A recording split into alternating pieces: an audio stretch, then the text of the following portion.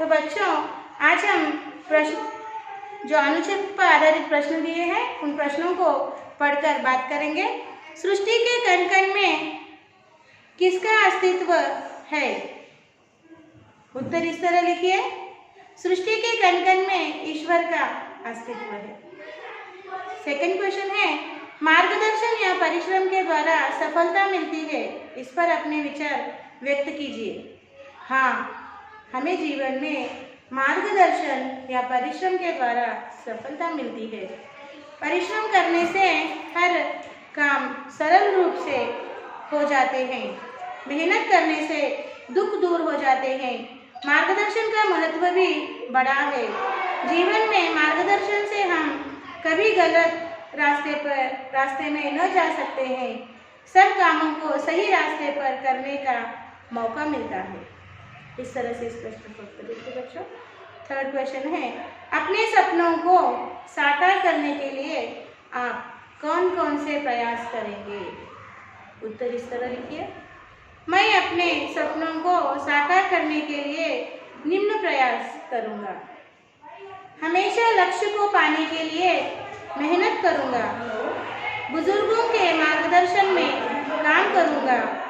बड़ों की बातों को आदर से मानूंगा। सब लोगों की राय को पहचान कर उसमें अच्छे विषय को चुनकर काम लेगा। इस तरह से इस प्रश्न का उत्तर लिखिए बच्चों। ठीक है ना?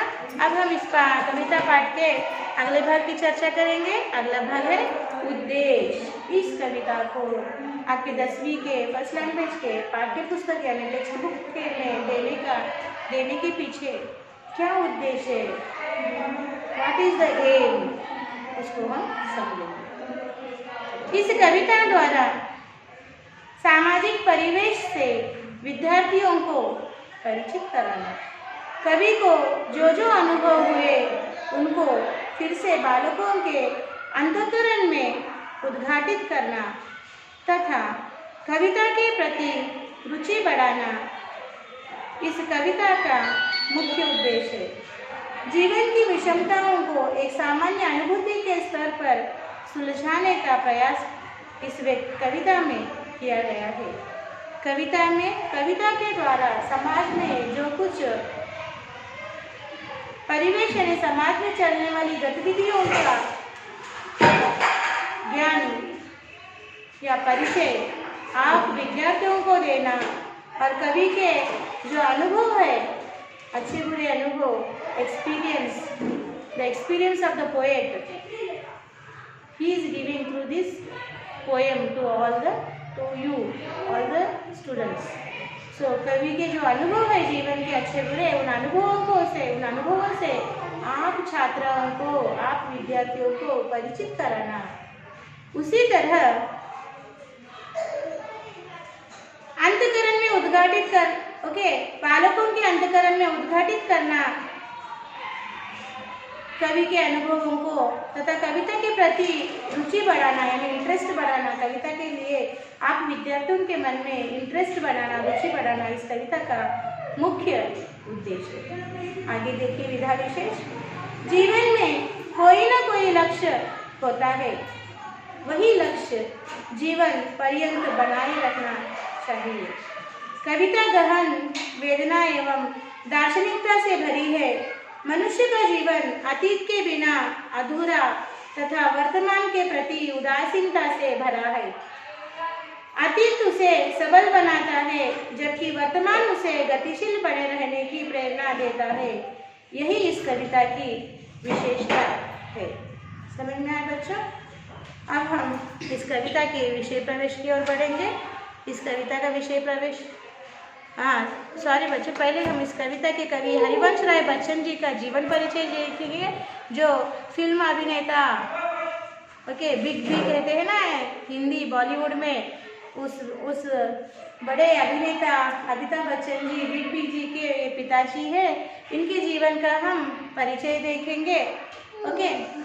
हिंदी काव्य जगत के लोकप्रिय कवि हरिवंश राय बच्चन का जन्म इलाहाबाद में सन 1907 में हुआ। इन्होंने प्रयाग व काशी से शिक्षा प्राप्त की थी। बाद में कैम्ब्रिज विश्वविद्यालय लंदन से पीएचडी की डिग्री हासिल की। कुछ समय इलाहाबाद विश्वविद्यालय में अध्यापन कार्य करते रहे। उसके बाद विदेश मंत्रालय में भारत सरकार की सेवा में दिल्ली आ गए। इनकी प्रमुख रचनाएं मधुशाला, मधुबाला, मधुकलश, निशा निमंत्रण, एकांत संगीत, आकुल अंतर, क्या भूलूं क्या याद करूं आदि हैं। बच्चन जी ने उमर खयाम की रुबाइयों का भी हिंदी में सफल अनुवाद किया। इन्हीं से प्रभावित होकर उन्होंने हालावाद का प्रवर्तन किया। आपकी कविता में परंपरा के प्रति विद्रोह, जातिवाद का खंडन और समन्वय की भावनाएं पाई जाती है। इनकी मृत्यु 18 जनवरी 2003 में हुई। देखिए, हरिवंश राय बच्चन जी हिंदी साहित्य के लोकप्रिय कवि माने जाते हैं। इनका जन्म इलाहाबाद में 1907 में हुआ और इन्होंने प्रयाग व काशी में रहकर अपनी शिक्षा प्राप्त की। बाद में सेंट्रल गवर्नमेंट यानी केंद्रीय विद्यालय यानी कैम्ब्रिज विश्वविद्यालय से लंदन से कैम्ब्रिज विश्वविद्यालय की तरह लंदन में है। उस लंदन के कैम्ब्रिज विश्वविद्यालय से इन्होंने पीएचडी की डिग्री प्राप्त की और बाद में विदेश मंत्रालय यानी फॉरेन मिनिस्ट्री से भारत सरकार की सेवा में दिल्ली में आकर काम करने लगे। इन्होंने हिंदी साहित्य में जो प्रमुख रचनाएं लिखी है उनके नाम है मधुकलश, मधुबाला, मधुशाला, निशा निमंत्रण, एकांत संगीत, आकुल अंतर, क्या भूलूं क्या याद करूं। इन्होंने ज्यादातर शराब पीकर नशे में धुंध रहने वाले व्यक्तियों के मनस्थिति के ऊपर कविताओं का लेखन किया है, इसीलिए इनको हालावाद कहते हैं। हालावाद हिंदी के साहित्य में इन्होंने अपने साहित्य का एक अलग सा प्रवर्तन शुरू किया जिसे हालावाद कहते हैं। मनुष्य अपने दुखों को पीकर किस तरह जीवन बिताता है, उस तरह की रचनाओं का, उस तरह के साहित्य का इन्होंने निर्माण किया। और इनकी जो मृत्यु है, इनकी मृत्यु 18 जनवरी 2003 में हुई बच्ची। ये था हरिवंश राय बच्चन जी का जीवन परिचय जिन्होंने इस कविता को लिखा है। आगे देखिए, विषय प्रवेश। कवि लक्ष्य निर्धारित करने से पहले उस तक पहुंचने का मार्ग चुन लेने का आग्रह कर रहे हैं। उनका मानना है कि साहसी और कर्मवीर व्यक्ति ही निर्विघ्न रूप से लक्ष्य तक पहुंच पाता है। अपनी पंक्तियों में सुंदर एवं सहज रूप द्वारा मनुष्य को सचेत करने का प्रयास कवि ने इस प्रकार किया है। कवि ने लक्ष्य का अर्थ क्या है बच्चों? लक्ष्य यानी गोल।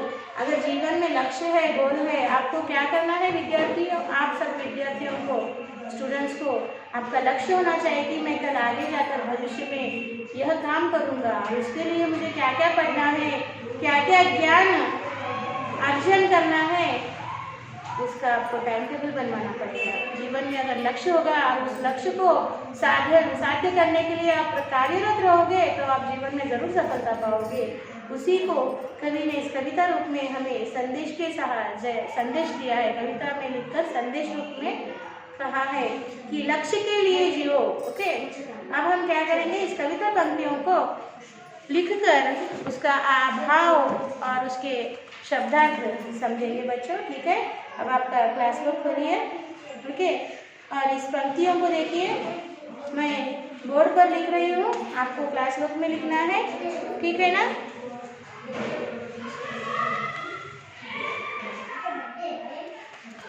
देखिए, लिखिए इस तरह से।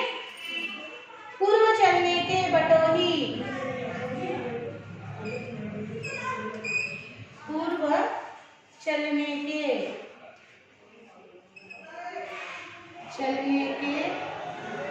बटोही,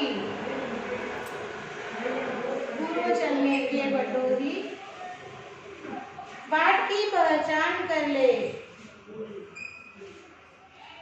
बाट की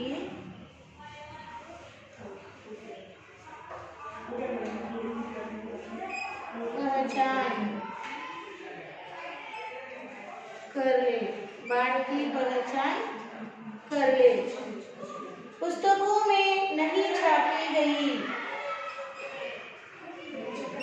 पुस्तकों में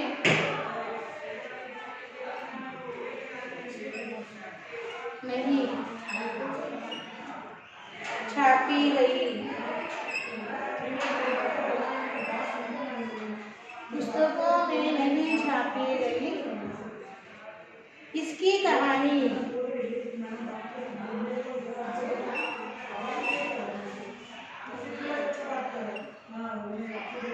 इसकी कहानी।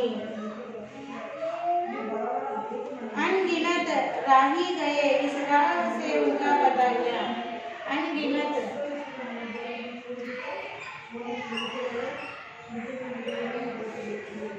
अनगिनत राही गए,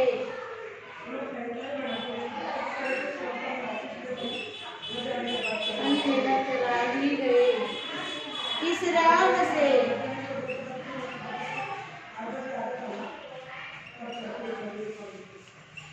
इस राह से उनका पता क्या।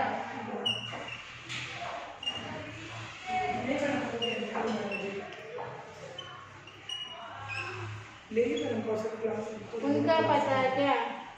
पर गए कुछ लोग इस पर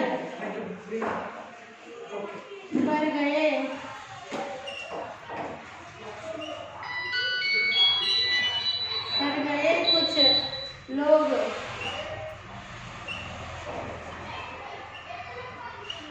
इस पर, छोड़ पैरों की निशानी, छोड़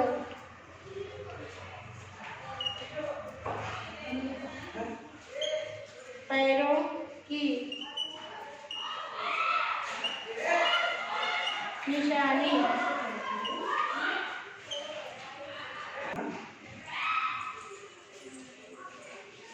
यह निशानी मुख होकर, यह निशानी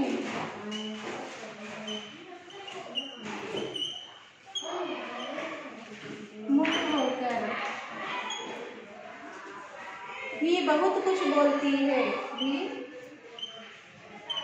बहुत कुछ बोलती है।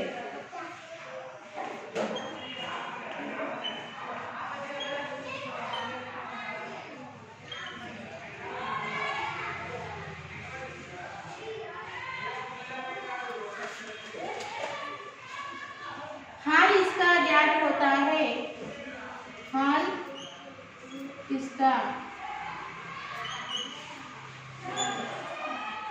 ज्ञात होता है।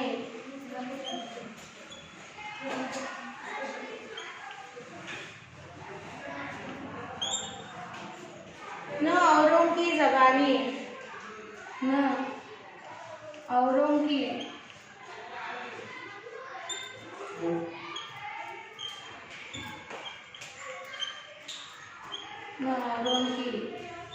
ज़बानी। खोल इसका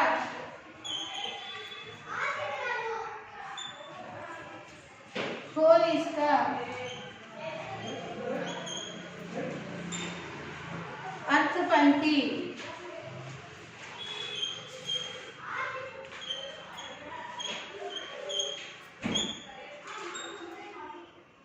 पंक्ति की पहचान कर ले, पंक्ति की